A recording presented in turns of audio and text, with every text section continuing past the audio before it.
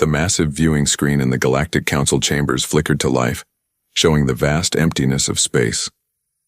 Ambassador Vel adjusted his blue-scaled hands on the control panel, his large eyes focused on the incoming data streams.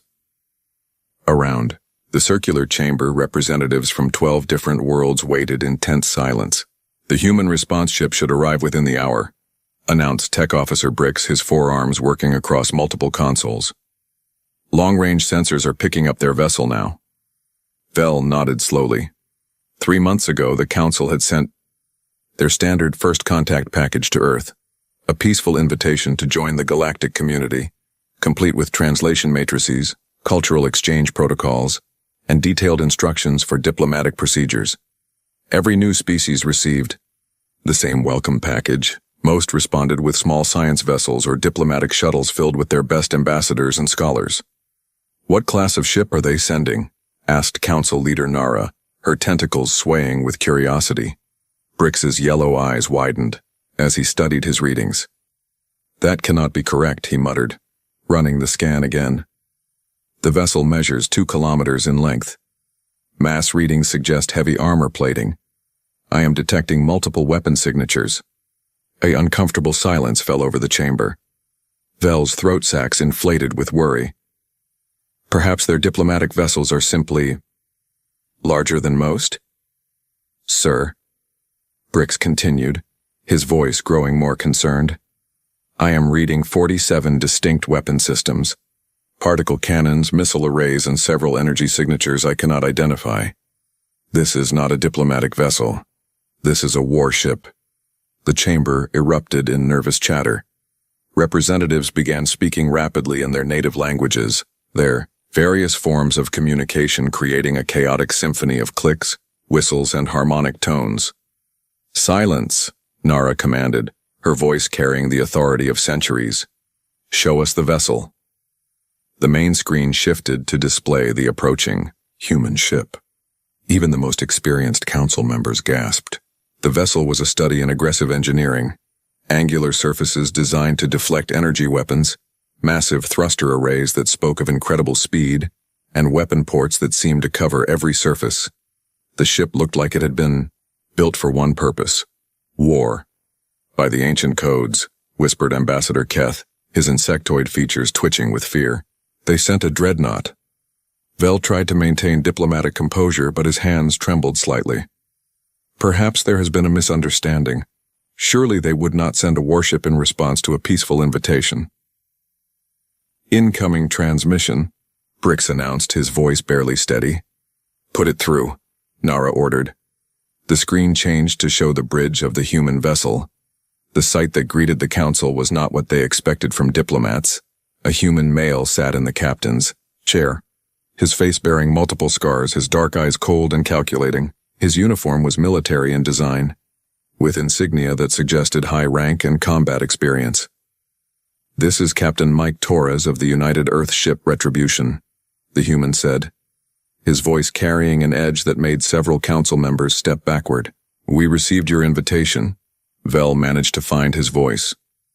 "Captain Torres, I am Ambassador Vel of the Galactic Council. We were expecting diplomatic representatives." Torres smiled, and it was not a comforting expression.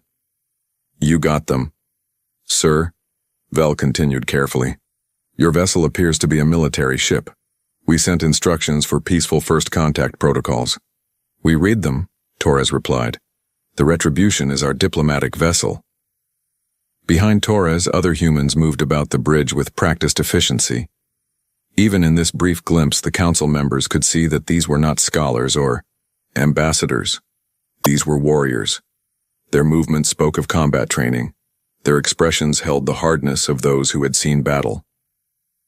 "Captain," Nara interjected, "surely you understand that arriving in a warship sends a particular message. We extend peaceful greetings to all new species." Torres leaned forward in his chair. "And we appreciate that. But you should understand something about humans. We don't separate our military from our diplomacy. Every human is trained for conflict, from childhood. Every human understands that peace exists only because someone is willing to fight for it." The council members exchanged worried glances. This was unlike any first contact they had experienced. Our ship carries 47 different weapon systems, Torres continued conversationally, as if discussing the weather. Each one represents a different way we solve problems. We brought them because we believe in being prepared. Prepared for what? Vel asked, though he was not sure he wanted to know the answer.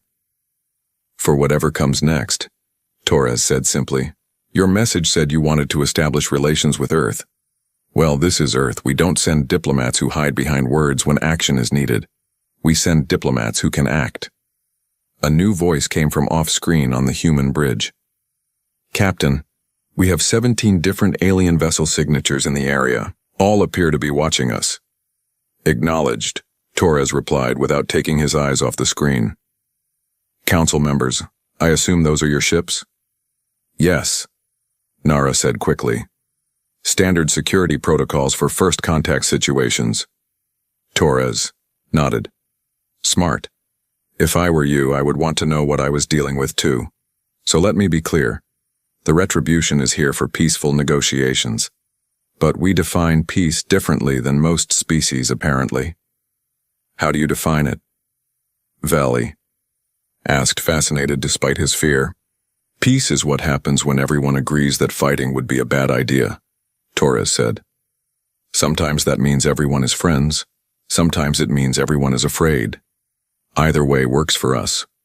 The bridge behind Torres showed increasing activity. Humans moved between stations, checking systems and running diagnostics. Even their routine operations looked like preparations for battle. We will dock with your station in 30 minutes, Torres announced. My diplomatic team will consist of myself, my tactical officer, my chief engineer, and my medical officer. They represent Earth's approach to problem solving. Captain, Vel tried once more. Traditional first contact involves cultural exchanges, scientific discussions, and peaceful negotiations. Torres smiled again, and this time there was something almost predatory in it. Who says we are not prepared for all of that? The difference is, when our cultural exchange includes combat demonstrations, when our scientific discussions cover weapons technology, and when our negotiations are backed by the ability to enforce agreements, well, that tends to make things more efficient. The transmission ended abruptly, leaving the council chamber in stunned silence. What have we invited into our galaxy? Whispered Ambassador Keth. Vel stared at the screen, which now showed the massive human warship growing larger as it approached their station. For 300 years, the Galactic Council had welcomed new species with the same peaceful protocols. Never had anyone responded like this. I believe, Vel said slowly, we are about to find out what happens when diplomacy and warfare are the same thing. Outside the station's windows, the UES Retribution continued its approach, its weapon systems powered down but ready, its crew prepared for whatever form this first contact would take. The age of gentle diplomacy in the galaxy was about to end. The docking bay of Council Station Alpha had never hosted a ship like the UES Retribution. As the massive human vessel connected to the station, the metal walls groaned under the stress of supporting something so heavily armored. Ambassador Vel stood with the other council members, watching the airlock with a mixture of curiosity and dread. Remember, whispered Council Leader Nara, standard diplomatic protocols, peaceful greetings, cultural exchange, and gentle negotiations. The airlock hissed open, and Captain Torres stepped through, followed by 3 other humans. Vel immediately noticed that none of them looked like typical diplomats. Torres wore a military uniform with combat ribbons across his chest. Behind him came a woman with grease-stained hands and sharp eyes, a man whose movements screamed military training, and another woman carrying what appeared to be a medical kit designed for battlefield conditions. Welcome to Council Station Alpha, Vel said, extending his scaled hand in the traditional greeting. I am Ambassador Vel, and these are my fellow council members. Torres shook the offered hand with a grip that was firm but not threatening. Captain Mike Torres. This is Chief Engineer Lisa Park, Commander Jack Riley, and Dr. Anna Webb. They represent Earth's diplomatic corps. Vel tried not to show his confusion. The woman called Lisa Park looked like she could tear apart a starship engine with her bare hands. Commander Riley stood like a soldier at attention, his eyes constantly scanning the room for potential threats. Dr. Webb carried herself with the confidence of someone who had saved lives under fire. "Shall we proceed to the negotiation chamber?" Bell suggested. "Lead the way," Torres replied. As they walked through the station's corridors, other council members joined the group. The Andorian delegation, known for their peaceful nature, seemed particularly nervous around the humans. The insectoid Keth delegation kept their distance, their antennae twitching with anxiety. The negotiation chamber was a marvel of diplomatic architecture, designed to make all species feel comfortable. Soft lighting, flexible seating arrangements, and walls decorated with peaceful artwork from across the galaxy. The humans entered and immediately began assessing the room like a tactical situation. "Nice setup," Commander Riley commented, his eyes noting the exits, the security cameras, and the positions of all the alien delegates. "Good sightlines, multiple escape routes, defensible positions." Ambassador Vell blinked in confusion. "It is designed for peaceful negotiations." "Same thing," Riley replied matter-of-factly. Everyone took their seats around the circular table. Vell activated the translation matrix and began the standard first contact speech. "The Galactic Council welcomes Earth to our community of peaceful worlds. We hope to establish trade relations, share scientific knowledge, and promote mutual understanding." Torres nodded politely. "We appreciate that. But let me explain how Earth approaches these things. We believe in being direct."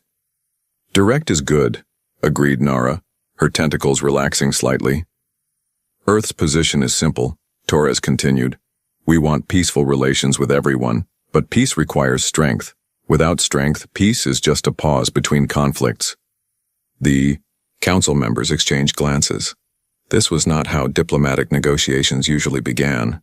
"Perhaps we could discuss trade opportunities," suggested Ambassador Vell, trying to steer the conversation towards safer topics. Chief Engineer Park leaned forward. "What kind of technology are you looking to trade?" "We have advanced medical techniques, agricultural improvements, and clean energy solutions," replied Dr. Zinn of the Healers Guild. Park nodded thoughtfully. "Interesting. We have some energy solutions, too. Our antimatter reactors can power entire continents. Of course, they can also remove entire continents if you set them up wrong." The room fell silent. Dr. Zinn's healing tendrils curled inward defensively. "That was informative," Vell managed. "We believe in multi-purpose technology," Park explained cheerfully. "Why build something that only does one thing when you can build something that does many things? Our fusion drives can propel ships across the galaxy or turn enemy fleets into expanding clouds of plasma. Very efficient." Commander Riley added, "Our medical bay can treat any injury or poison that exists. Dr. Webb here has experience with battlefield surgery, biological warfare treatment, and torture recovery."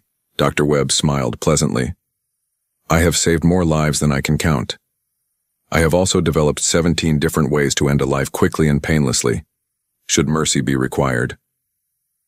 The alien delegates were beginning to look pale, even those whose species did not normally show color changes. "Perhaps," Vell said desperately, "we could discuss cultural exchange? Art, music, literature?" "Absolutely," Torres said with enthusiasm. "Human culture is fascinating.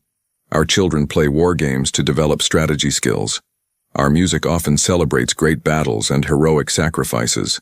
Our literature is full of stories about overcoming impossible odds through violence and determination. Our sports involve controlled combat," Riley added.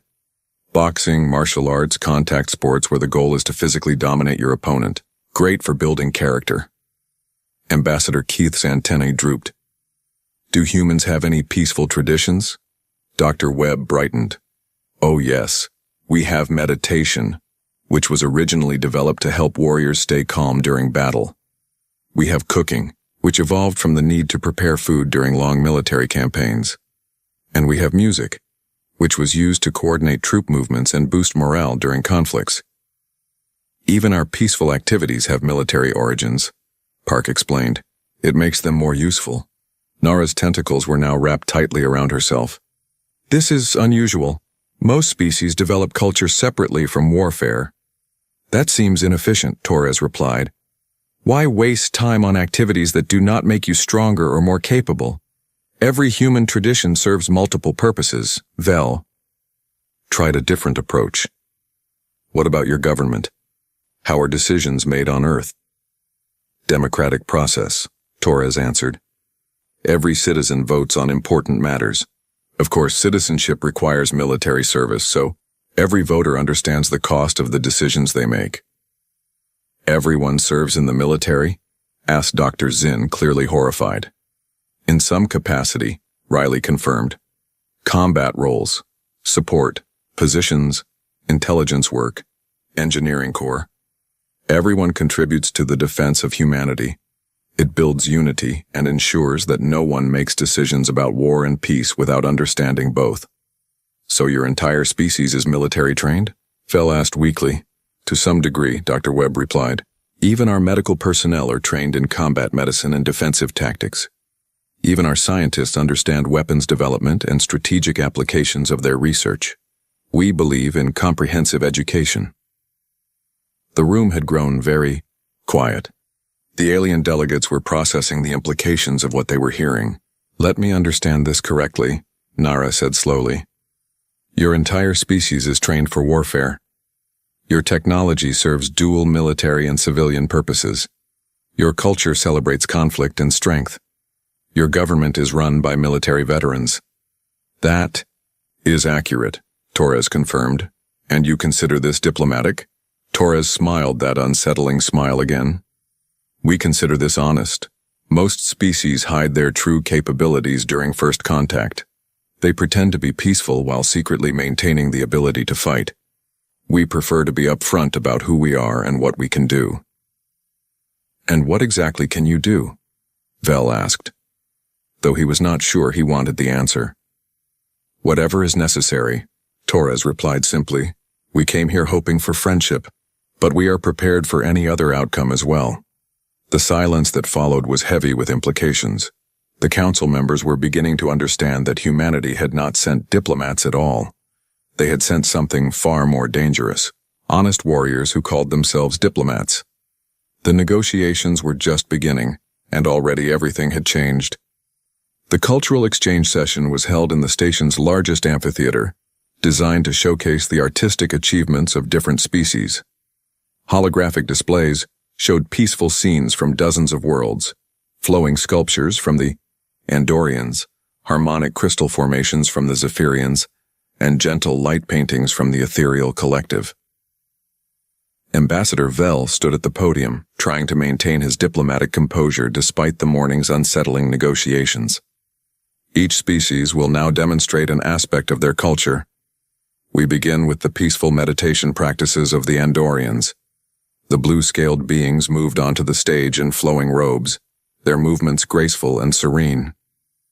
They arranged themselves in a circle and began a synchronized breathing exercise, their throat sacs glowing softly with inner light.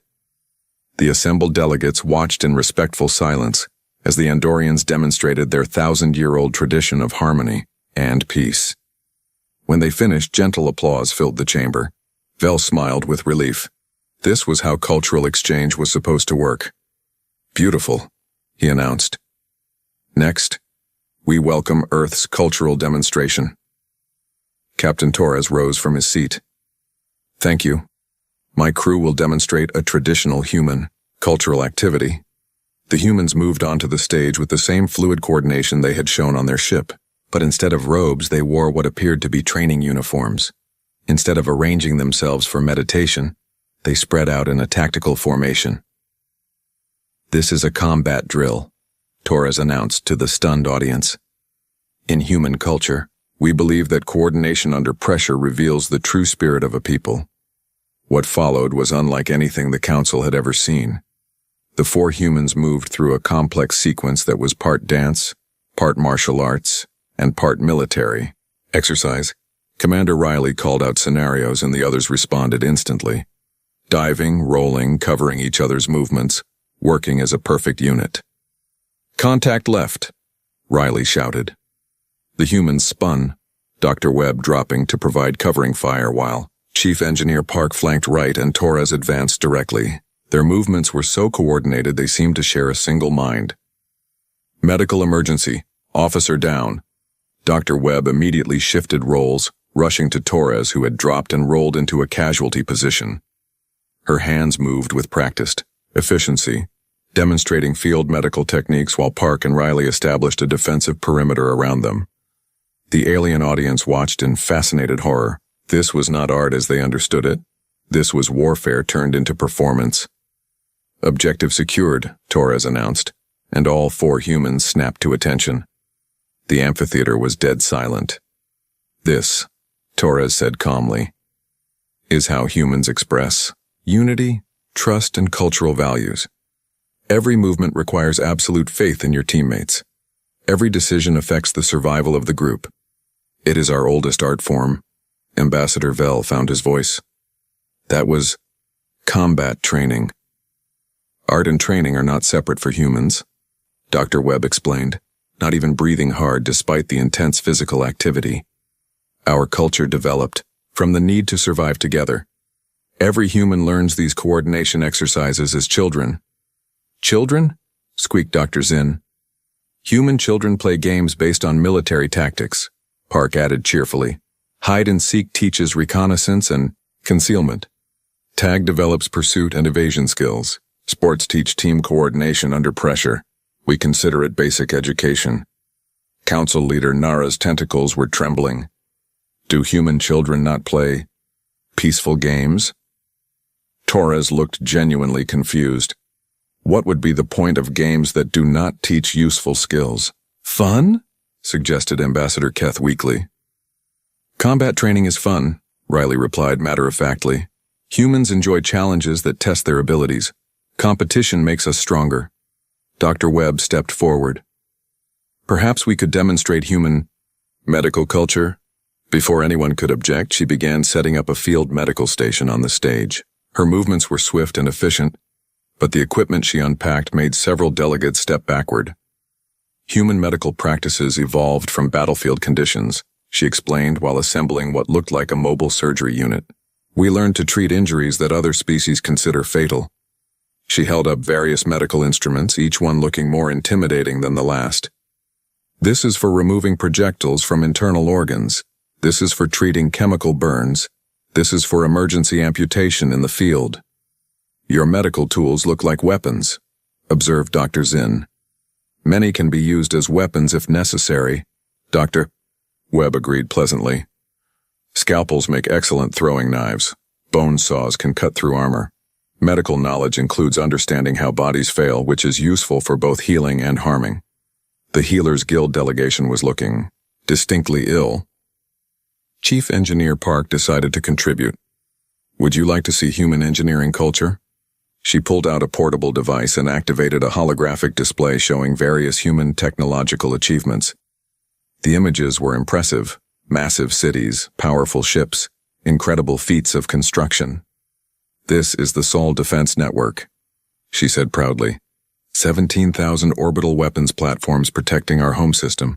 Each one can sterilize a planet's surface or provide clean energy to entire continents, depending on what is needed. The same system provides defense and power? Asked Tech Officer Bricks. Efficiency, Park replied. Why build separate systems when one can do both jobs? Our transportation network can move civilians during peacetime or troops during wartime. Our communication satellites can carry entertainment or coordinate military operations. Our manufacturing facilities can produce consumer goods or weapons depending on demand. Everything has dual purposes, Riley added. Human culture does not waste resources on single-function systems. The alien delegates were beginning to understand a disturbing pattern. Human civilization had developed along completely different lines from their own. Where other species separated military and civilian life, humans had integrated them completely. What about human entertainment? Vell asked desperately. Surely your recreational activities are peaceful? Torres smiled. We have many forms of entertainment. Would you like to see examples of human storytelling? He activated his personal display, showing scenes from human movies and literature. The images that followed made several delegates cover their eyes. Epic battles, heroic sacrifices, impossible odds overcome through violence and determination. This is the Battle of Thermopylae. Torres narrated over scenes of ancient warriors fighting against overwhelming numbers. 300 soldiers held off an entire army. It teaches the value of courage and sacrifice. This is the Siege of Stalingrad, he continued, showing images of urban warfare. It demonstrates the importance of never surrendering, no matter how hopeless the situation appears. Do humans have any stories that do not involve warfare? Asked Ambassador Keith. Torres paused thoughtfully. There are love stories, but they usually involve lovers separated by conflict and reunited through struggle. Adventure stories, but the adventures involve overcoming dangerous obstacles. Even our comedies often involve characters fighting against absurd situations. Human entertainment celebrates overcoming adversity, Dr. Webb added. We find stories about peaceful, comfortable lives boring. Challenge and conflict create interesting narratives. The cultural exchange session was supposed to last 2 hours. After 45 minutes, Vel quietly announced an early break. The alien delegates needed time to process what they had learned. As the humans left the stage, their casual conversation drifted back to the stunned audience. That went well, Torres commented. They seemed interested in our medical techniques, Dr. Webb replied. The engineering display was particularly effective, Park added. Standard cultural briefing, Riley concluded, though they seem unusually surprised by basic human civilization. The 4 humans walked away, discussing lunch plans and duty schedules, apparently unaware that they had just shattered every assumption the Galactic Council held about peaceful species. In the amphitheater, the alien delegates sat in shocked silence, finally understanding that they had not invited diplomats to join their peaceful community. They had invited apex predators who considered warfare an art form.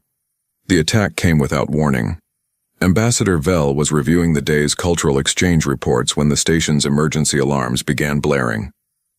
Red lights flashed throughout Council Station Alpha as automated systems announced the crisis in 12 different languages. All personnel to emergency stations. Unknown hostile vessels approaching. This is not a drill. Vel rushed to the command center, his scaled feet slipping on the polished floors in his haste. The circular chamber was chaos, alien delegates running. Between stations, technicians shouting readings, and Council Leader Nara's tentacles whipping frantically as she tried to coordinate responses. "Report!" Vel demanded as he reached the central console. Tech Officer Brix's forearms worked across multiple displays, his yellow eyes wide with panic. 23 ships approaching at high speed. Configuration matches hegemony assault vessels. They are not responding to communication attempts. The viewing screen showed the approaching fleet, angular, aggressive ships painted in the dark colors of the militant hegemony faction. These were the galaxy's extremists, the ones who believed that strength alone should determine galactic leadership. They had opposed the Council's peaceful expansion for decades. Why are they attacking now? Nara demanded. Unknown, Brix replied. But their weapons are charging. They will be in firing range in 4 minutes. Throughout the command center, alien delegates were abandoning their posts. The Andorians, bred for peace, were already evacuating to their ships. The ethereal collective had simply vanished, as was their way when faced with violence. Even the usually brave Keth delegation was retreating to defensive positions. "Where is our security fleet?" Vel asked desperately. "Scattered across 3 systems on patrol," replied Commander Zex of the station's defense force. "The nearest ships are 6 hours away." "The station's defensive systems?" "Minimal. This is a diplomatic facility, not a fortress." On the screen, the hegemony fleet was spreading into attack formation. Their ships bristled with weapons, their hulls scarred from countless battles. These were not diplomats or traitors. These were conquerors. "Incoming transmission," Brix announced. The screen changed to show a massive alien figure, heavily armored and bearing the ritual scars of the hegemony warrior class. General Krex, one of their most brutal commanders. "Council weaklings," Krex snarled, his voice like grinding metal. "You invite new species into your pathetic alliance of cowards. Today we demonstrate the price of weakness. Surrender the station, and we will kill you quickly. The transmission ended. The hegemony ships continued their approach. 3 minutes to weapons range, Brix reported, his voice cracking with fear. That was when Captain Torres appeared in the command center doorway. He walked calmly to the central console, seemingly unaffected by the chaos around him. Behind him came his 3 crew members, all moving with the same deadly calm. Interesting situation, Torres observed, studying the tactical display. Captain. Torres, Vel gasped. You must evacuate immediately. Your ship is exactly where it needs to be, Torres finished. He activated his communicator. Retribution. This is the captain. Condition red. Hostile fleet approaching the station. The response came immediately from his ship's bridge. Understood, Captain. All systems ready. Orders? Torres looked around, the panicking command center, then at the approaching enemy fleet. Disable them. Non-lethal takedown. We want prisoners. Vel stared at him in shock. Captain, there are 23 enemy warships. Your vessel is alone. Yes, Torres agreed. Hardly seems fair to them, does it? On the viewing screen, the UES Retribution was moving away from the station, positioning itself between the diplomatic facility and the attacking fleet. The human ship looked small compared to the hegemony force, but there was something predatory about its movements. 2 minutes to weapons range, Brix announced. Retribution, you are cleared to engage, Torres said calmly. Acknowledged. Beginning engagement. What happened next redefined the alien delegates' understanding of space combat. Theory O. Retribution did not wait for the enemy to close range. At maximum distance, it opened fire with weapons the Council had never seen. Beams of coherent energy lashed out across space, striking hegemony ships with pinpoint accuracy. But instead of destroying them, the beams seemed to disable specific systems. Engine disable on lead vessel, reported Dr. Webb, monitoring her medical scanner somehow repurposed for tactical analysis. Weapons offline on cruiser formation, added Chief Engineer Park, watching her engineering readouts track enemy ship systems. Command and control disrupted on flagship, Commander Riley noted, his tactical experience allowing him to read the battle like a book. The human ship moved through space like a predator among prey. It was faster than the hegemony vessels, more maneuverable and infinitely more precise. Every shot hit exactly where intended. Every maneuver put it in the perfect position for the next attack. General Krex's flagship fired its main weapons at the Retribution. Massive energy blasts that should have vaporized any normal ship. The human vessel simply wasn't there when the shots arrived, having moved to a new position with impossible speed. How are they doing this? Whispered Commander Zex, watching his tactical displays in amazement. Human ships are built for war, Torres explained casually, as if discussing the weather.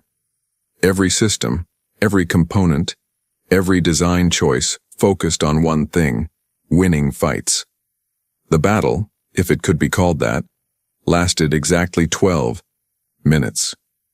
In that time, the Retribution systematically disabled every ship in the hegemony fleet.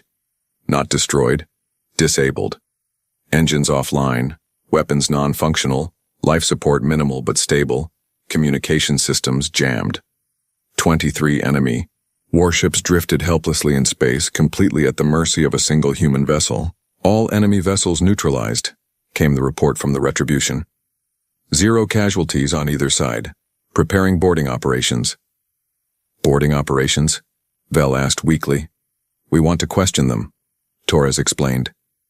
Find out who sent them, what their full plans were, whether this was an isolated incident or part of a larger operation. You are going to interrogate them? Of course. Information is a weapon too. On the viewing screen, small craft launched from the Retribution, human boarding shuttles moving toward the disabled hegemony ships. The alien delegates watched in stunned silence as human marines began boarding the enemy vessels. Resistance, minimal, reported Commander Riley, monitoring the boarding operations. Hegemony forces are surrendering without significant fight. They have never seen anything like this before, Dr. Webb observed, Defeat so complete, so precise, so overwhelming. Their morale is broken. Within an hour, General Krex himself was brought aboard Council Station Alpha in restraints. The massive warrior who had terrorized the galaxy for decades looked small and defeated, as human guards escorted him to the detention center. 23 ships, Vel said to Torres, still processing what he had witnessed. You defeated 23 warships in 12 minutes. We disabled them, Torres corrected. If we had wanted to destroy them, it would have taken about 3 minutes. How is such precision possible? Chief Engineer Park smiled. Human weapons are designed for surgical strikes. We can remove specific systems without damaging others. Very useful when you want prisoners instead of debris. Council Leader Nara's tentacles were wrapped tightly around herself. The hegemony has been a threat to galactic peace for decades. Their ships, their warriors, their weapons, they were considered among the most dangerous in the galaxy. Past tense, Riley noted. They were dangerous to species that fight wars, the way you do. Formations, direct engagement, overwhelming force. Humans fight differently. How do humans fight? Vel asked, though he was not sure he wanted to know. Torres considered the question. We fight to win. Everything else is secondary. Honor, tradition, fair play. Those are luxuries you enjoy after you have already won. The command center had grown quiet. Every alien delegate was staring at the humans, finally understanding what they had welcomed into their peaceful galaxy. The hegemony will not attack this station again, Torres continued. Word of this defeat will spread. Other hostile factions will reconsider their plans. Sometimes the best way to ensure peace is to demonstrate the cost of breaking it. As if to emphasize his point, reports began coming in from across the galaxy. Other militant factions were withdrawing from aggressive positions. Pirates were fleeing to distant systems. Slavers were releasing their captives and seeking amnesty. The galaxy had learned a simple lesson. Earth's diplomats were more dangerous than anyone's warriors. 6 months after the hegemony incident, the Galactic Council chambers looked very different. The same circular room that had once hosted gentle debates about trade agreements and cultural exchanges now served as the command center for galactic security operations. Holographic displays showed patrol routes across dozens of star systems, incident reports from frontier worlds, and status updates from enforcement fleets. Ambassador Vel stood at his usual position, but his role had changed dramatically. Instead of mediating peaceful discussions, he now coordinated with Captain Torres on matters of galactic stability. The transformation still amazed him. The Outer Rim smuggling operations have been completely shut down, reported Tech Officer Brix, his forearms working efficiently across tactical displays that would have been unthinkable in the old diplomatic chambers. Human patrol ships intercepted the last convoy yesterday. Council Leader Nara nodded, her tentacles relaxed in a way they had not been for years. Casualties? None, Brix replied. The smugglers surrendered immediately when they identified human vessels. Standard procedure now. Torres smiled from his position at what had once been the guest diplomatic station and was now the enforcement coordination desk. Word travels fast in criminal circles. Most of them would rather spend time in our detention facilities than risk a fight they cannot win. Your detention facilities? Asked Dr. Zinn curiously. Rehabilitation centers, Dr. Webb corrected from her medical station. We do not believe in permanent imprisonment. Everyone can be reformed if you use the right methods. Human methods? Vel inquired, though he had learned not to be surprised by human approaches anymore. Work, training, education, Commander Riley explained. Former pirates are learning useful skills. Ex-slavers are working on infrastructure projects for the worlds they once raided. Former hegemony officers are teaching us about their old territories so we can better protect them. They cooperate willingly. They prefer cooperation to the alternatives, Torres said simply. Chief Engineer Park looked up from her engineering console, where she had been monitoring the technical aspects of the new galactic security network. The early warning system is now operational in all major systems. Any aggressive fleet movement will be detected within hours instead of days. Response time? Asked Nara. Human ships can reach any threatened system within 12 hours, Park replied. Most situations resolve themselves when our vessels appear on long-range sensors. It was true. The mere presence of human ships had become a powerful deterrent across the galaxy. Pirates fled at the first sign of human patrol craft. Aggressive species reconsidered their expansion plans when human diplomats arrived for discussions. Even ancient territorial disputes were being resolved through negotiation, rather than warfare. The Zephyrian border conflict has been settled, announced Ambassador Keth, his insectoid features showing none of the nervous tension that had characterized him during first contact. Both sides agreed to human arbitration. Terms? Torres asked. Resource sharing agreement, monitored trade zones, and joint security patrols. Both species seemed eager to find a peaceful solution once human mediators explained the alternatives. Vel had observed dozens of these arbitration sessions. Human diplomacy was unlike anything the galaxy had seen before. Torres and his crew did not threaten or intimidate. They simply presented facts. They would explain in calm detail what had happened to other species that had chosen warfare over negotiation. They would demonstrate, through tactical simulations, how any conflict would likely end. They would offer reasonable terms for peace and then wait for rational beings to make rational choices. Most chose peace. The Council vote on Earth's permanent membership? Nara inquired. Unanimous approval, Vel announced. All member species voted to grant Earth full membership with special enforcement privileges. Special privileges? Torres raised an eyebrow. Right to intervene in conflicts without prior council approval, Nara explained. The right to establish military bases in neutral systems. The right to pursue criminals across all territorial boundaries. Essentially, we have made Earth responsible for galactic security. Torres considered this.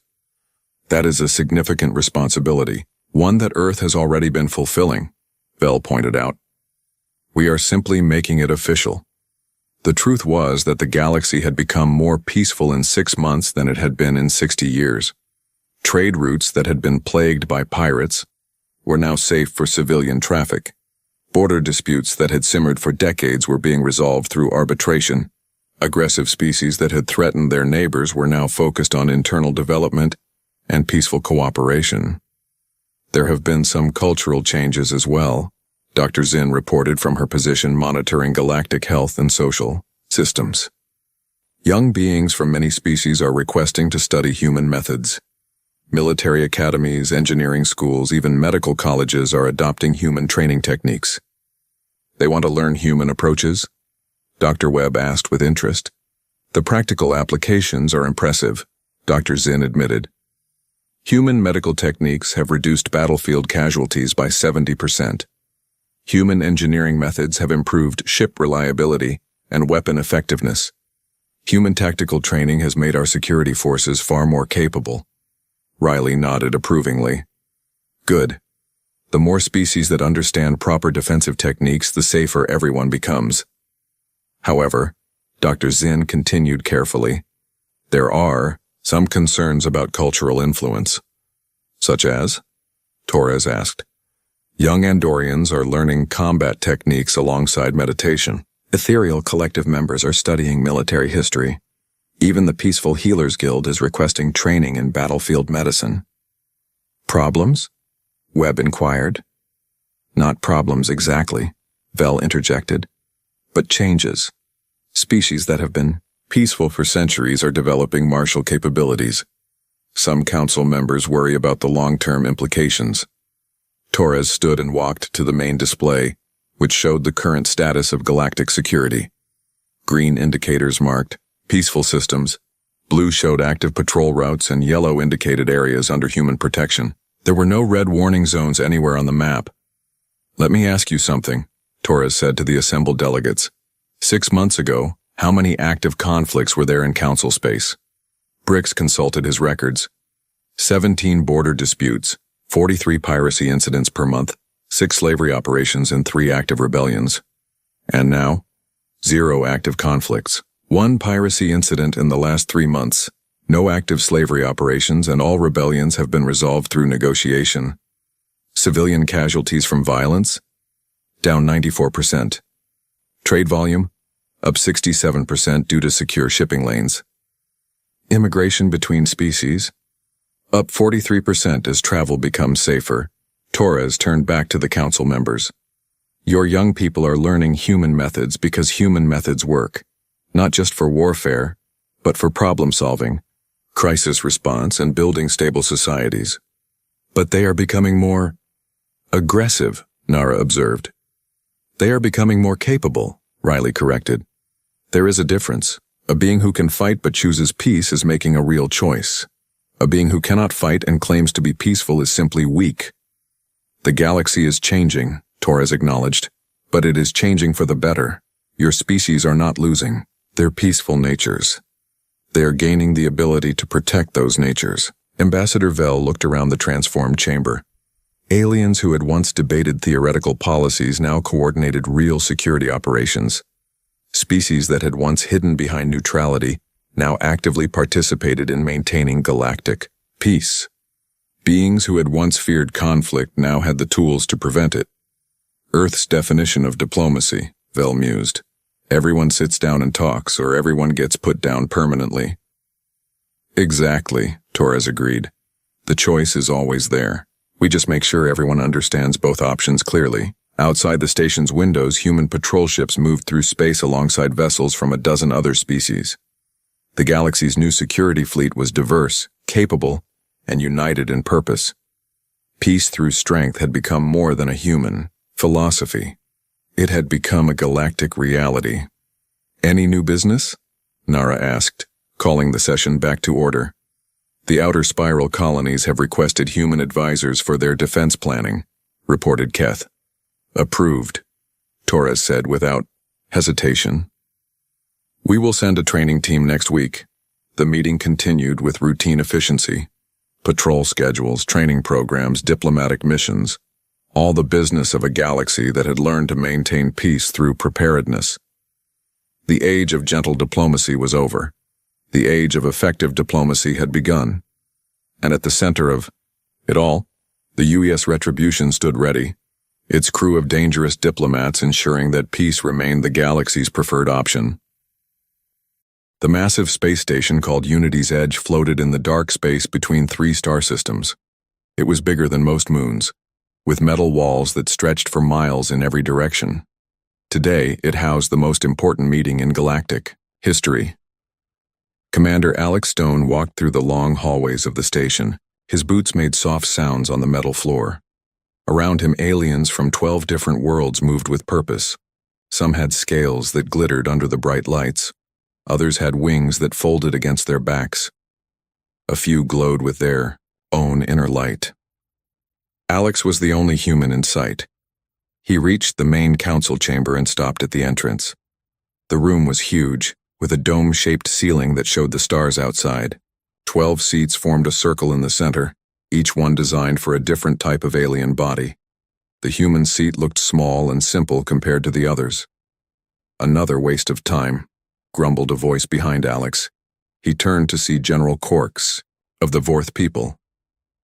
The reptilian alien stood 8 feet tall with dark green scales and yellow eyes that never seemed to blink. Humans should not even be here. You have been in space for only 50 years.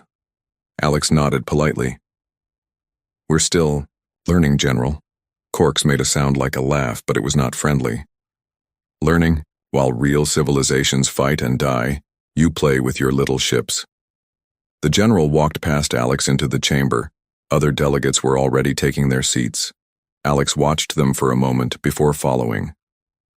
Queen Nira of the Krill sat in a chair that looked like a giant flower. Her insect-like body was covered in shining black armor, and her large eyes reflected the room's lights. She was talking to Elder Zane of the Lumens, whose body seemed to be made of pure energy that changed colors as he spoke. The hive worlds need more space, Queen Nira was saying. Her voice buzzed slightly. Our eggs number in the billions. We must expand, or our young will die. Elder Zane's light grew brighter. The lumens claim the energy-rich sectors by right of spiritual need. We have meditated on these worlds for centuries. Meditation does not give you ownership, rumbled another voice. This came from Chancellor Rex of the Iron Brotherhood, a race of beings that looked like walking metal statues. Only strength matters in the galaxy. Alex took his seat and listened as more delegates arrived. Each brought the same message. Their people needed more resources, more space, more power. Each was ready to fight for it. The meeting began when Admiral Kesh of the Star Wanderers called for order. The Star Wanderers were old, maybe the oldest race in the galaxy. Admiral Kesh looked like a tall, thin human, but his skin was silver and his eyes held the wisdom of 1,000 years. "We face the greatest crisis in galactic history," Admiral Kesh said. His voice was calm but serious. "The endless conflict has raged for 300 years. Billions have died. Entire worlds lie in ruins. We must find a solution, or the galaxy will destroy itself." General Corks stood up first. "The solution is simple.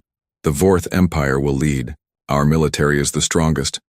Our weapons are the most advanced. Submit to our rule, and there will be peace." The chamber erupted in angry voices. Queen Nira's buzzing grew louder. "The Krill will never bow to reptilian overlords. Our swarms will darken your skies." Elder Zane's light flashed red. "The Lumens reject all claims of material dominance. Only spiritual enlightenment can bring true peace." Chancellor Rex's metal fist hit his chair's arm. "Peace comes from strength, not from glowing meditation." The argument continued for hours. Each race presented their battle plans. The Vorth showed holographic displays of their new planet-killer weapons. The Krill demonstrated swarm attack patterns that could overwhelm any defense. The Lumens spoke of energy beams that could drain the power from entire fleets. Alex listened to it all. He watched the passion in their voices, the fear in their eyes, the desperation in their movements. These beings truly believed that war was the only answer. When the presentations ended, Admiral Kesh asked if anyone else had ideas. The chamber grew quiet. Most delegates looked bored or tired. A few checked their communication devices. Alex stood up slowly. The chamber remained quiet, but now the silence felt different. 12 pairs of alien eyes turned to look at the lone human. Some showed curiosity. Others showed annoyance. "Commander Stone," Admiral Kesh said, "do you have something to share?" Alex looked around the circle of faces. His heart beat faster, but his voice stayed calm. "What if we just stopped fighting?" For a moment, nobody moved. Then General Corks began to laugh. It was a harsh, barking sound. Soon other delegates joined in. Queen Nira's buzzing became a high-pitched trill of amusement. Elder Zane's light flickered with what might have been laughter. "Stopped fighting," General Corks managed to say between laughs. "Human, do you understand anything about the galaxy?" Chancellor Rex's voice boomed through the chamber. "War is the natural order. It is how the strong survive and the weak perish." "Queen Nira leaned forward in her flower chair. "Conflict drives evolution. Without it, species become soft and die." Elder Zane's voice was gentler but still dismissive. "Young human, your species has not lived long enough to understand. Peace is a beautiful dream, but reality is struggle." Alex waited for the laughter to die down. "But what if it doesn't have to be?" "It has always been this way," Admiral Kesh said kindly. "Every civilization in this galaxy grew strong through conflict. We fought our neighbors, conquered new worlds, defended our territories. This is how life works." "Maybe," Alex said. "But maybe there's another way." General Corks stopped laughing. His yellow eyes narrowed. "Are you suggesting that humans are different? That you are somehow better than the rest of us?" The chamber grew tense. Alex felt the weight of their stares. "No, General. I'm just wondering if we've all been looking at this wrong." "Wrong." Queen Nira's voice rose. 300 years of warfare and a 50-year-old species thinks we're wrong?" Chancellor Rex stood up, his metal body making grinding sounds. "Perhaps the humans need to learn some harsh lessons about galactic reality." Admiral Kesh raised his hand for silence. "Enough. Commander Stone, we appreciate your optimism, But you must understand that war is not a choice. It is a necessity. Resources are limited. Space is vast, but not infinite. When different needs collide, conflict is inevitable. Alex nodded. I understand what you're saying, Admiral. I just think there might be options we haven't considered yet. Elder Zane's light dimmed to a soft blue. What options, young human? Alex was quiet for a moment. He seemed to be thinking carefully about his words. I'm not sure yet, but my people would like some time to study the problem. General Cork snorted. Study while others die? How very human. The meeting continued for several more hours. Plans were made for Operation Final Storm, the largest military campaign in galactic history. Every civilization would contribute ships and soldiers. The goal was to settle all territorial disputes through one massive conflict. As the delegates prepared to leave, Admiral Kesh approached Alex. Commander, your heart is in the right place, but do not let your hopes blind you to reality. The galaxy is about to enter its darkest period. Prepare your people for what is coming. Alex nodded. We will, Admiral.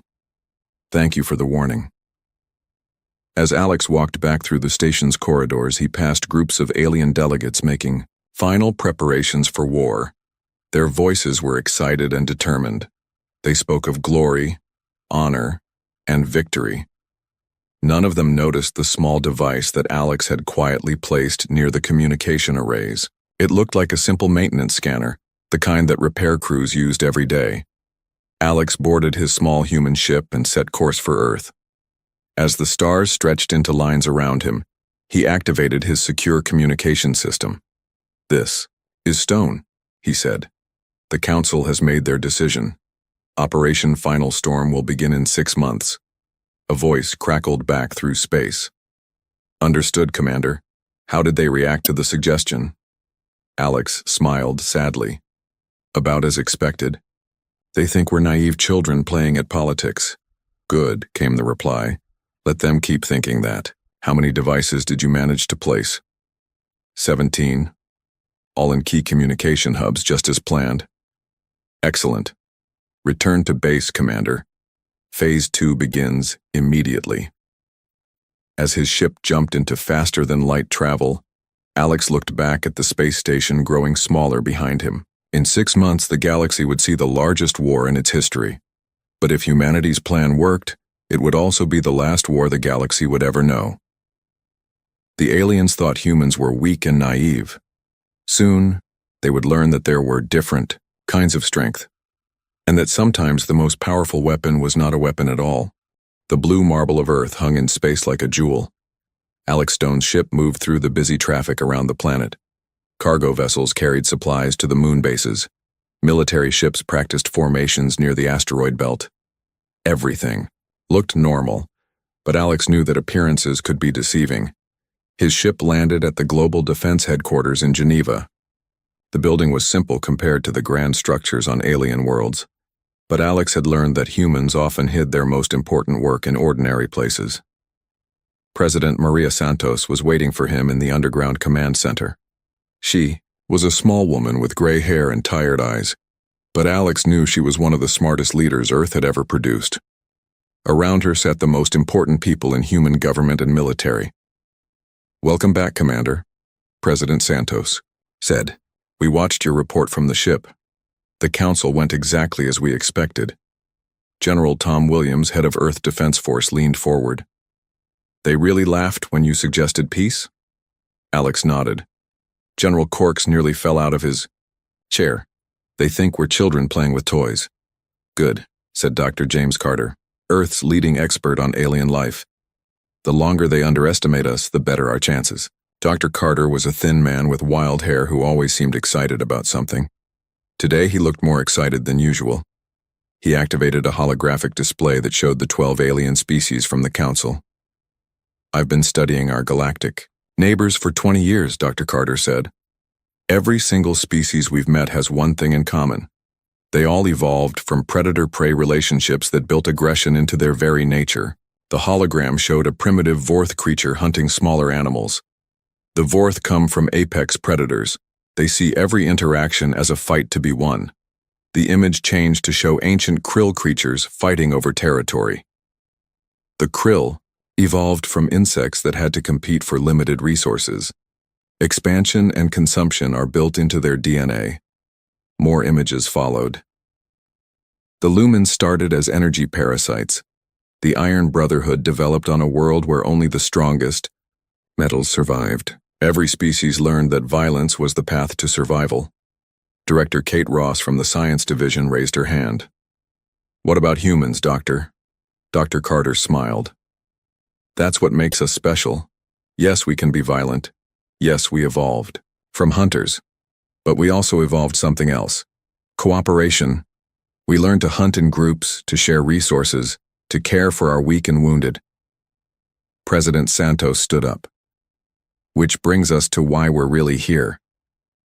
She pressed a button on the table.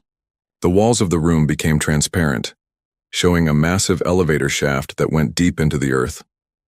Far below, lights twinkled like stars. "Project Harmony," President Santos said. "For the past 20 years, while other species built bigger, guns and faster ships, we've been working on something different." The elevator arrived and the group stepped inside. As they descended, Alex felt his ears pop from the pressure change. The shaft was deeper than most ocean trenches. "We knew this day would come," General Williams said as they dropped through the earth. "The galaxy was always heading toward one final war. We could either join in the killing or find another way." The elevator stopped with a soft thud. The doors opened to reveal something that took Alex's breath away. The underground facility stretched as far as he could see. Thousands of people in white coats worked at gleaming machines. Robots moved supplies along endless conveyor belts. Massive screens showed star maps and alien ship designs. But what caught Alex's attention were the devices. Millions of small silver objects sat in organized rows. Each one was about the size of a human hand and shaped like a six-pointed star. "Welcome to the heart of Project Harmony," President Santos said. "Dr. Foster will explain what you're looking at." Dr. Emma Foster was the project's lead scientist. She was younger than Alex expected, with bright eyes and an eager voice. "Commander Stone, what you see here represents humanity's greatest achievement." She picked up one of the silver devices. "This is a Harmony node. It looks simple, but inside is technology that took us 2 decades to develop." Alex examined the device. It felt warm to the touch and seemed to hum with energy. "What does it do?" "It creates what we call an empathy field," Dr. Foster explained. "When activated, it allows any thinking being within its range to feel the emotions and physical sensations of those around them." Alex frowned. "I don't understand." Dr. Foster led him to a demonstration area. 2 volunteers sat in chairs facing each other. Between them sat one of the silver devices. "Watch," Dr. Foster said. She activated the device. At first, nothing seemed to happen. Then one volunteer pinched his own arm. The other volunteer jumped and rubbed his arm in the same spot. He felt the pinch even though he wasn't touched, Dr. Foster explained. "Now watch this." She asked the first volunteer to think about his daughter's birthday party. Suddenly, the second volunteer began to smile. Tears came to his eyes. "He's experiencing the same joy and love," Dr. Foster said. "The device doesn't read minds, but it shares emotional experiences." Alex began to understand. So if someone was about to hurt another person, they would feel the victim's fear and pain as if it were their own, Dr. Foster finished. Very few beings can cause suffering when they have to experience it directly. President Santos walked over to a massive wall display showing the galaxy. Red dots marked where battles were currently being fought. "We've run computer simulations thousands of times. When these devices reach critical mass across the galaxy, warfare becomes psychologically impossible." General Williams pointed to crates, being loaded onto transport ships. "We've been secretly placing the devices for months. They're disguised as communication relays and navigation beacons. Every major trade route, every military base, every populated system now has our devices. The aliens think they're routine maintenance equipment," Dr. Carter added with a grin.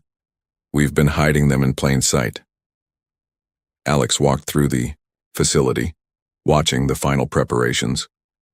Workers were sealing the last batch of devices into shipping containers marked as Standard Communication Equipment, Earth Manufacturing. How many devices are we talking about? Alex asked. 50 million, Dr. Foster said proudly. Enough to cover every inhabited system in the galaxy. Director Ross showed Alex a timeline on her tablet. The last shipments go out tomorrow. Installation should be complete 3 days before Operation Final Storm begins. Alex felt a chill run down his spine. What if it doesn't work? What if the aliens figure out what we're doing? President Santos put her hand on his shoulder. Then humanity will be branded as traitors by every civilization in the galaxy. We'll be hunted down and destroyed. But if it works, General Williams said, we end warfare forever. They walked to the Central Command Center where hundreds of technicians monitored the device network. Screens showed green dots spreading across the galaxy as more devices came online. 60% coverage, called out a technician. All systems showing green. Dr. Foster pulled up a psychological profile on her screen. We've studied every major military leader in the galaxy. Once they experience what their enemies feel, the fear, the pain, the desire to return home to loved ones, they won't be able to continue fighting. Alex thought about General Corks and his harsh laughter. Some of these beings have been fighting for centuries. Are you sure they'll change? Not immediately, Dr. Foster admitted. But empathy is powerful. Once you truly understand someone else's suffering, it becomes very hard to cause more of it. Captain Lisa Reed approached the group. She was a decorated pilot who had volunteered for the most dangerous part of the mission. The final deployment ships are ready, Mr. President. We can launch on your command. President Santos looked around, the room at the faces of her team. These people had worked in secret for 20 years, knowing they might never get credit for their efforts. The galaxy sees us as weak, she said. They think we're too young, too soft, too naive to understand how the universe really works. She paused and looked at the screen showing the spreading network of devices. Maybe they're right about us being different. But maybe being different is exactly what the galaxy needs. Alex watched as the final transport ships lifted off from hidden launch pads around the world. Each carried thousands of Harmony nodes to complete the network. In 72 hours, every major population center in the galaxy would be covered. What happens after we activate the system? Alex asked. Dr. Foster smiled. Then we find out if humanity's greatest strength, our ability to feel what others feel, can save the galaxy from destroying itself. The room fell quiet except for the humming of computers and the soft beeping of status monitors. Somewhere above them, the stars waited. In 6 months, those stars would witness either the greatest war in galactic history or its final end. Alex looked at the faces around him, scientists, soldiers, leaders who had bet everything on a simple idea. That understanding each other was more powerful than destroying each other.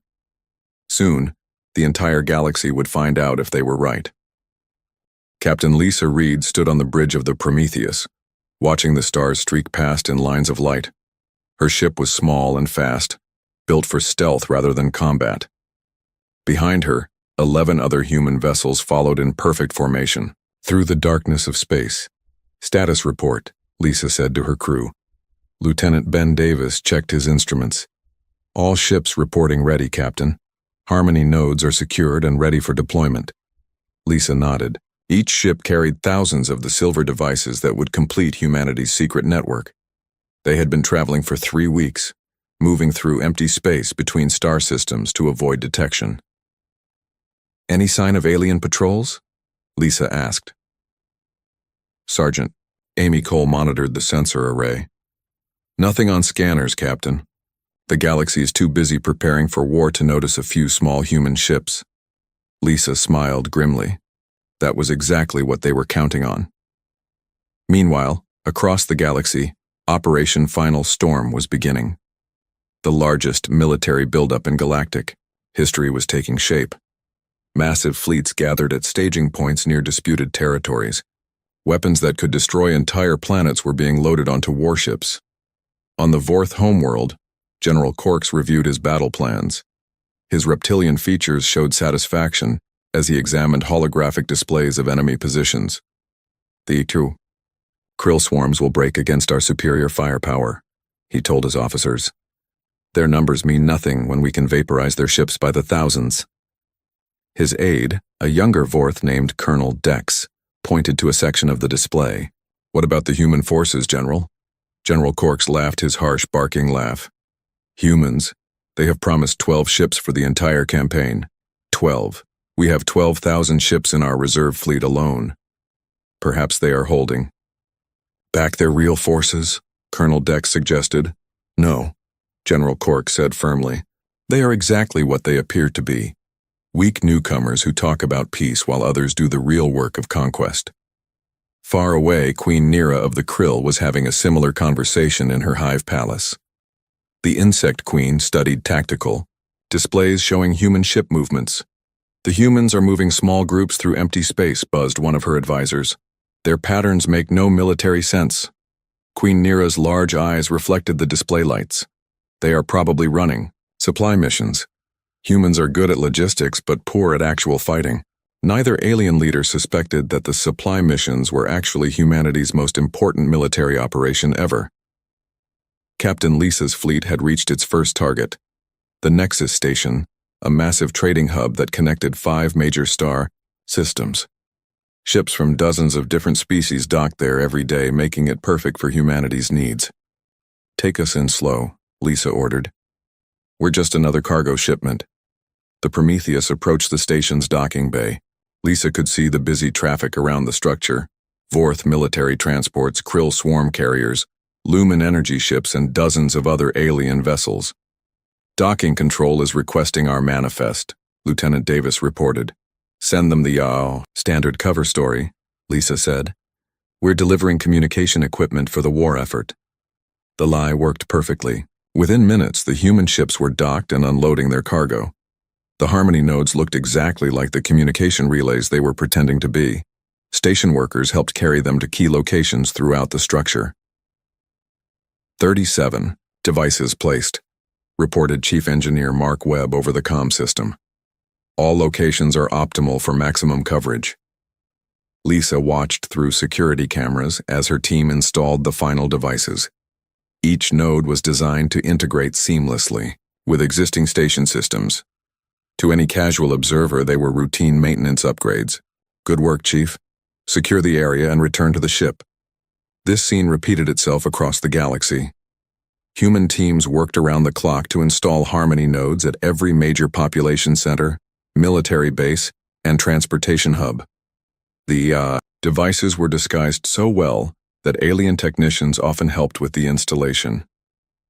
On the mining world of Titan's Gate, Sergeant Cole's team placed nodes throughout the orbital platforms where Vorth and Krill workers competed for valuable crystals. The two species had been fighting over mining rights for decades. Interesting, observed the Vorth mine supervisor as he watched the humans work. What do these new devices do? They improve communication efficiency during high-stress situations, Sergeant Cole replied smoothly. It was technically true, though not in the way the supervisor understood. At the Lumen Meditation Centers near the Galactic Core, Dr. Emma Foster herself led a team to install nodes in the energy temples. The Lumen monks welcomed the humans, believing the devices would enhance their spiritual practices.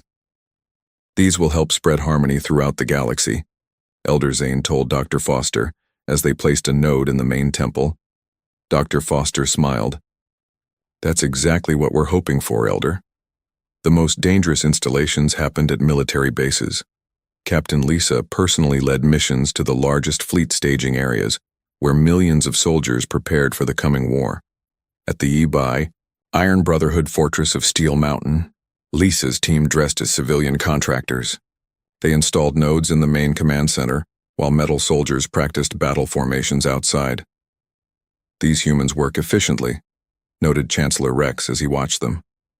Perhaps they have some value as support personnel. Installation complete, Lisa reported quietly into her comm device. Network coverage now at 85%. Back on Earth, President Santos and her team monitored the global operation from the underground command center. Green dots appeared on their galaxy map as each node came online. 90% coverage achieved, announced a technician. All systems showing optimal function. Dr. Carter studied the network patterns. The psychological effect should be immediate. Once we activate, every populated area in the galaxy will be covered. General Williams watched status reports flowing in from field teams. How are our people holding up? Better than expected, President Santos replied. No team has been discovered yet. The aliens really don't pay attention to routine maintenance. Work. Meanwhile, the galaxy's military buildup continued. Admiral Kesh of the Star Wanderers commanded the largest fleet ever assembled, over 1 million warships from 8 different species.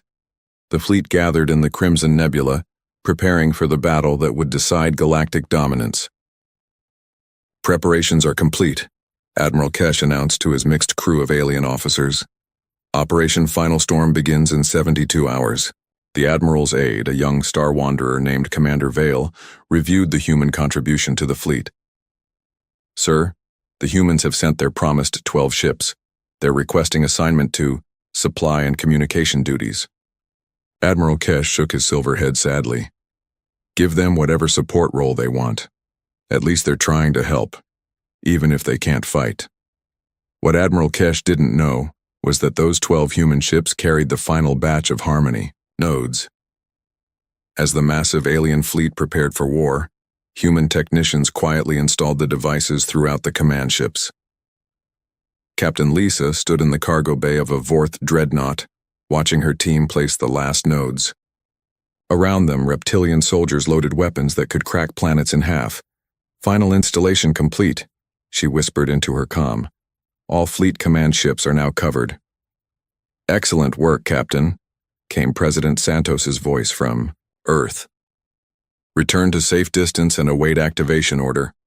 As Lisa's ships moved away from the massive fleet, she looked back at the gathering armada. Millions of beings prepared to kill each other in the name of their species' survival. Most of them were young soldiers who just wanted to return home to their families. In 72 hours, that wish might finally come true. Dr. Foster's voice came over the comm system. Network coverage is now complete. 50 million Harmony nodes are online and ready. Every major population center, military base, and fleet command ship in the galaxy is covered. President Santos took a deep breath. Phase 3 is authorized. All teams return to safe distance. In 72 hours, we either save the galaxy or become the most hated species in it.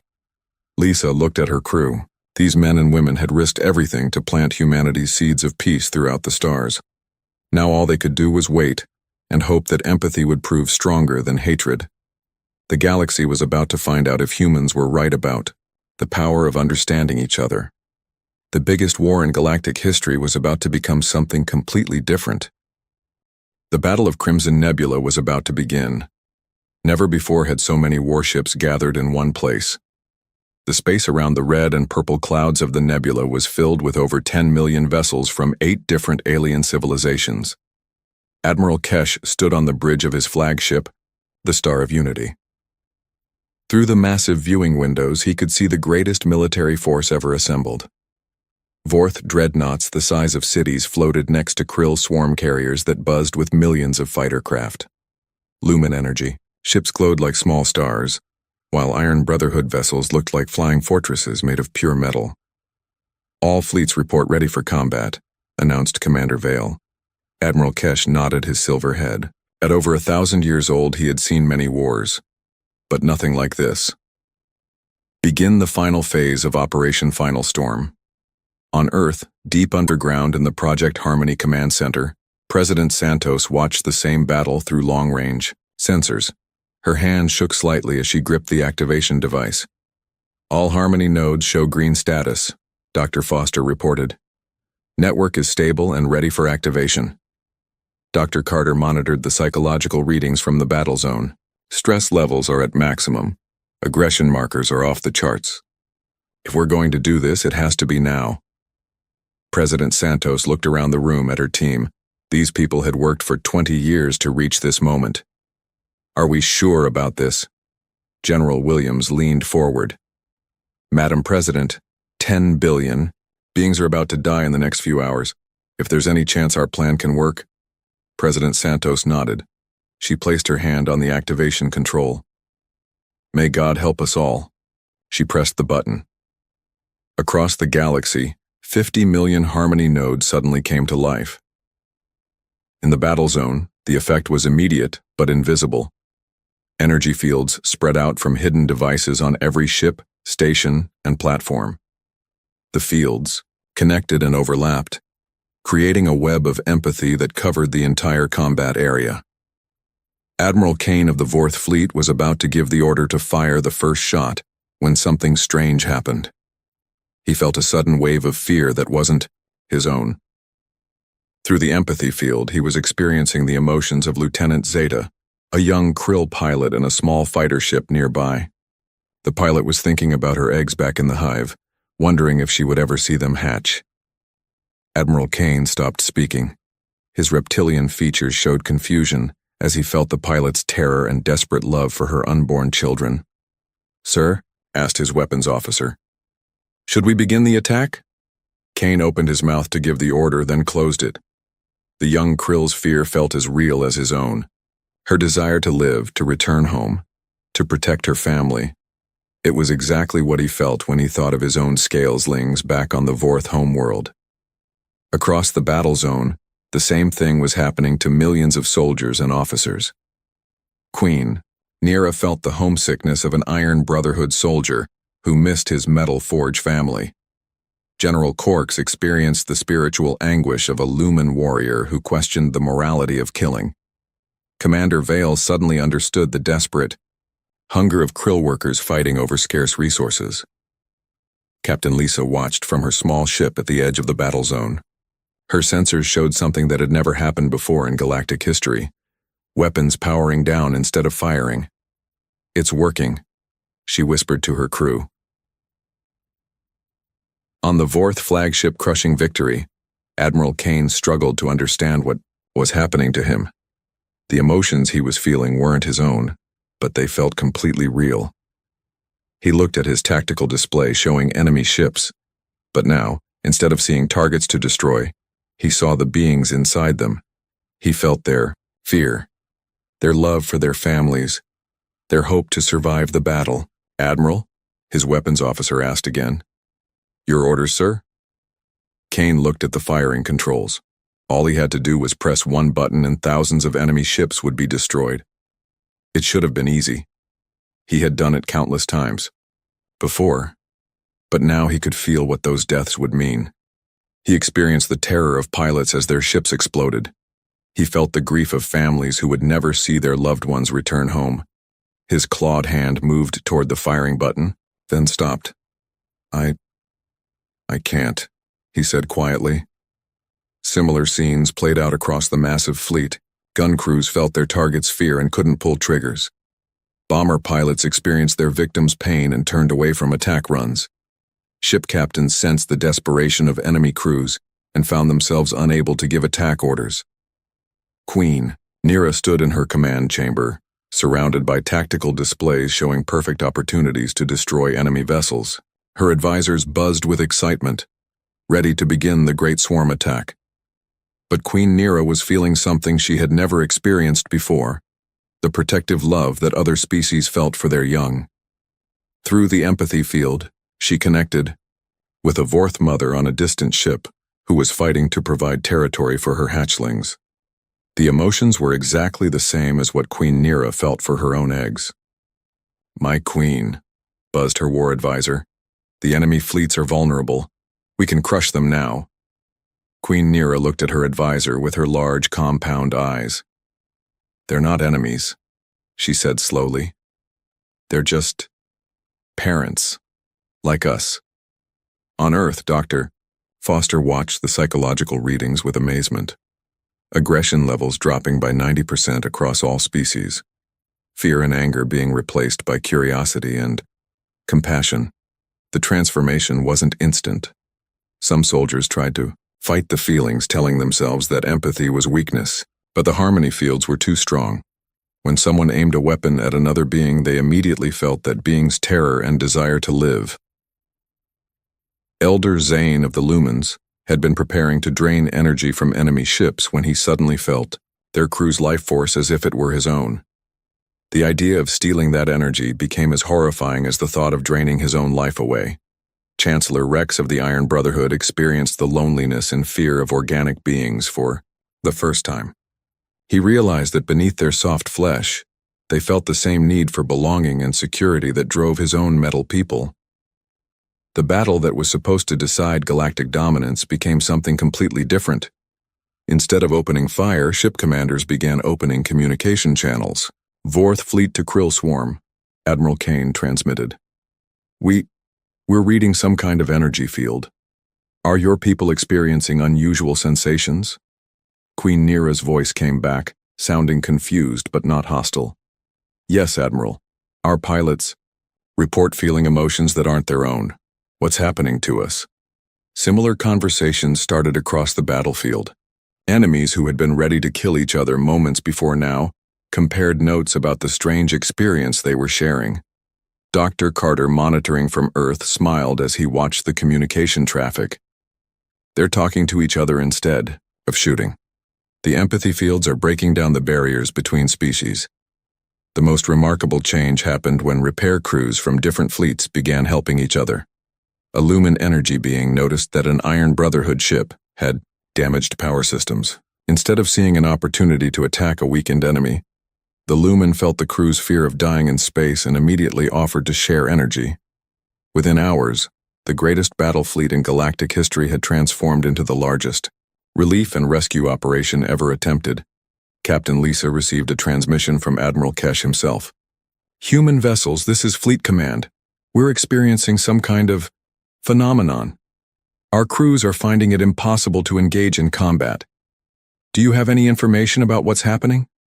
Lisa looked at her crew and smiled. Admiral, this is Captain Reed. I think you'll find that your crews haven't lost the ability to fight.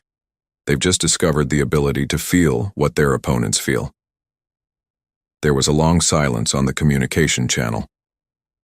Finally, Admiral Kesh's ancient voice came back, filled with wonder.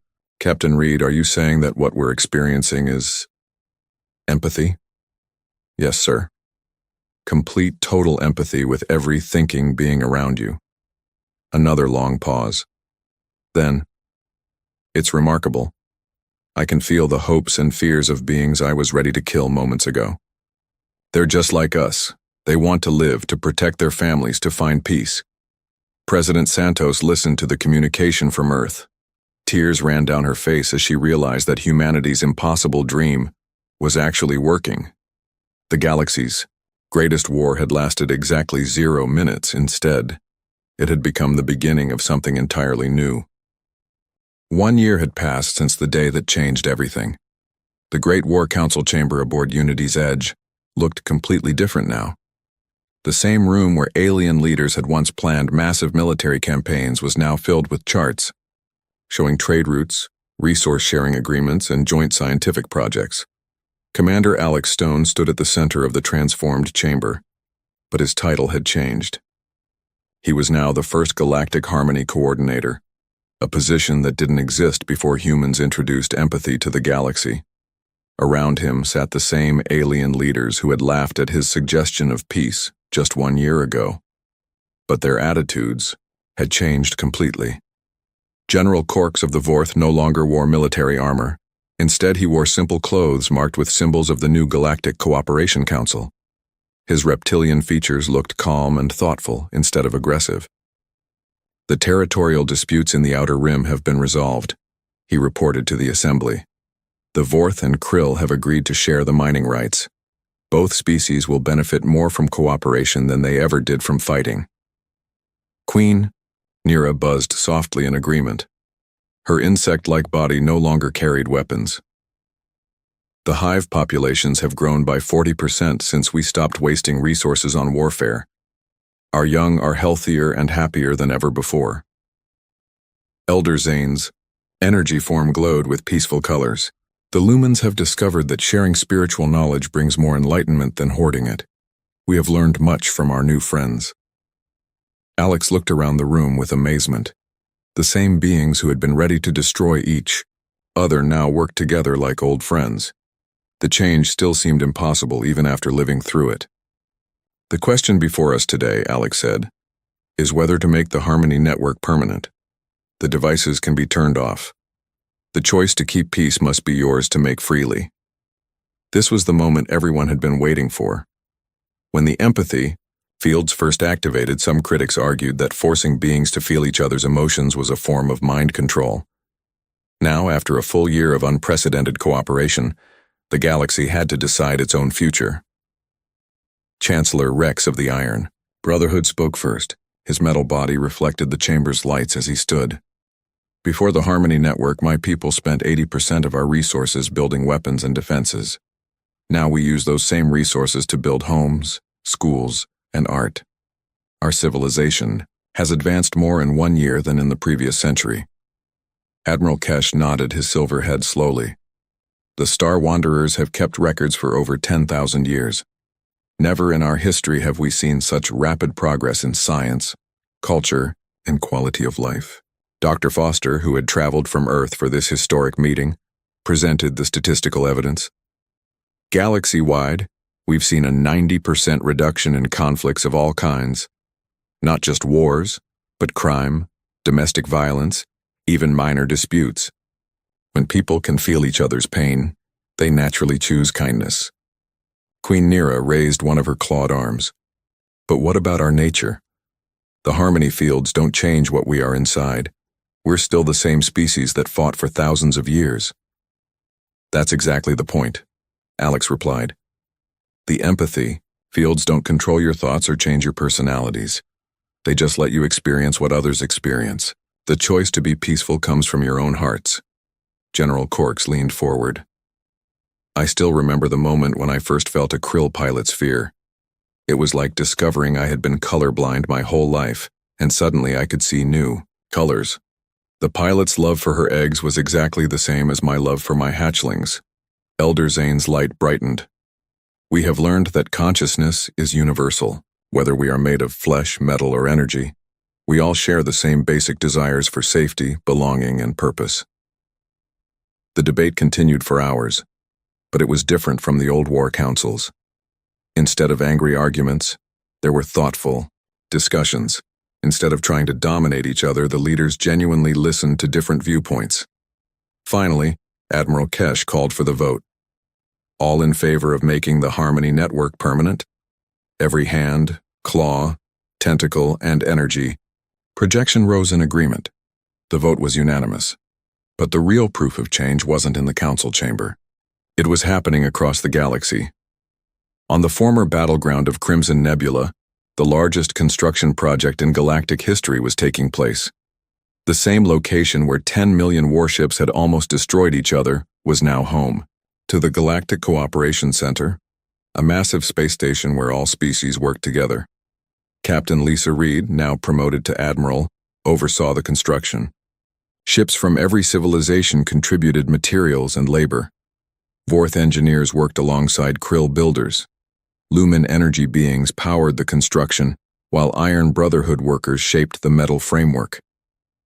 It's beautiful, said Lieutenant Davis, who had served with Lisa since the early days of Project Harmony. A year ago, this space was filled with weapons. Now it's filled with hope. Lisa smiled as she watched a group of young aliens from different species playing together in the station's recreation area. They were the first generation to grow up with the Harmony Network active. To them, feeling others' emotions was natural, and the idea of warfare seemed as foreign as flying without spaceships. On Earth, President Santos stood in the same underground command center where humanity had planned to save the galaxy. But now, the screen showed something wonderful instead of dangerous. Trade agreements flowed between former enemies. Scientific discoveries were shared freely. Art and culture spread across the stars. Any regrets? Asked General Williams.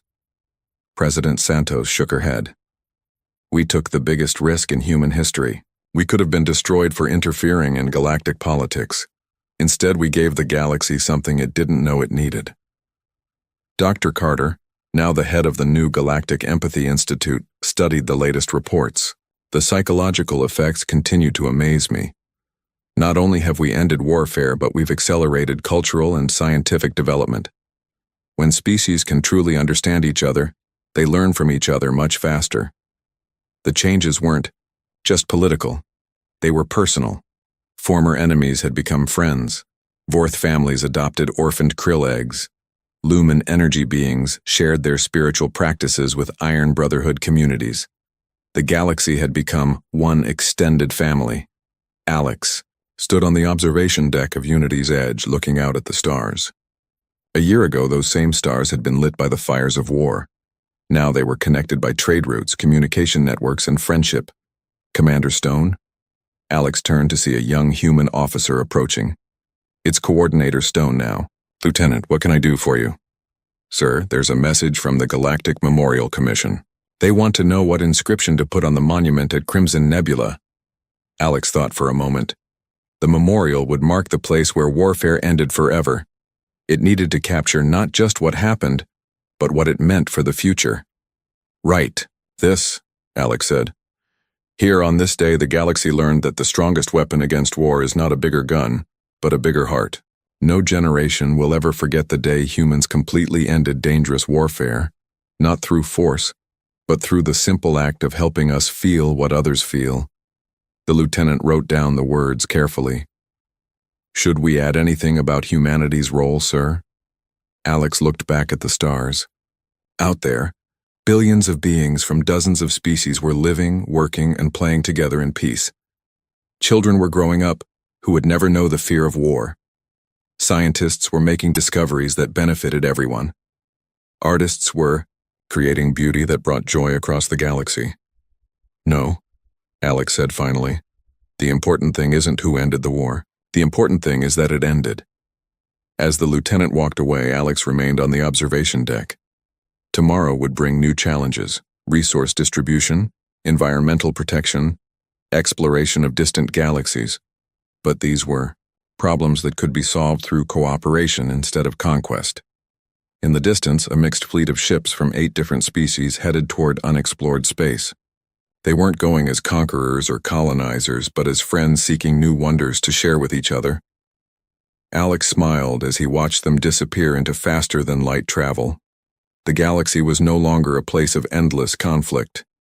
It had become something humanity had always dreamed of but never dared hope for. A place where understanding conquered hatred, where empathy defeated aggression, and where peace was not just possible, but permanent. The age of warfare was over. The age of harmony had begun, and it would last forever.